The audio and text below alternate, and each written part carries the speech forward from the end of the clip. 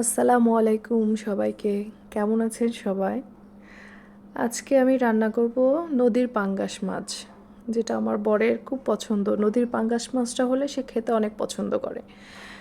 মাছগুলো ভালোভাবে মাখিয়ে হলুদ মরিচ লবণ দিয়ে মাখিয়ে একটু ফ্রাই প্যানে দিয়ে ভেজে নিব। অনেকে কাঁচাই রান্না করে, তবে আমার কাছে ভেজে নিলে সে জিনিসটা ভালো লাগে খেতে। তারপরে কড়াইতে পেঁয়াজ দিয়ে পেঁয়াজের মধ্যে একটু পেঁয়াজটা লাল হয়ে গেলে আদা রসুন বাটা, লবণ, হলুদের গুঁড়া, মরিচের গুঁড়া, জিরার গুঁড়া, ধনের গুঁড়া সব কিছু একসাথে দিয়ে পানি দিয়ে মশলাটা সুন্দর মতো কষায় নিব। আসলে তরকারির স্বাদ কিন্তু একটাই, এটা আমরা সবাই জানি।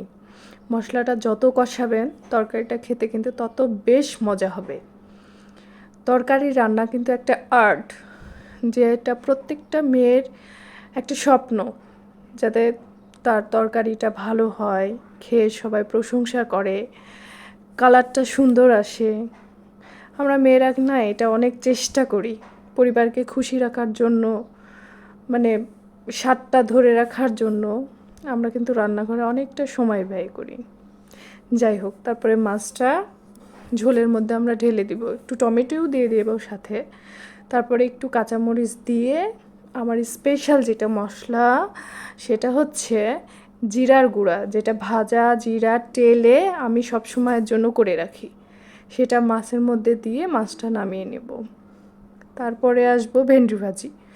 ভেন্ডি ভাজি পারে না এমন কেউ নয়, অ্যাজ ইউজুয়াল সবাই পারে এটা।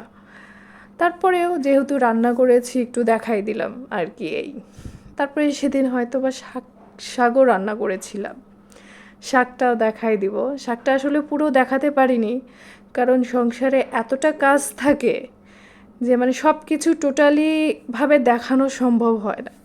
সব কিছু দেখাতে গেলে ভিডিওটা অনেক লং হয়ে যায়, যেটা হয়তো আপনাদের দেখতে ভালো লাগবে না। সব কিছু রান্নার পরে এটা হচ্ছে আমার ফাইনাল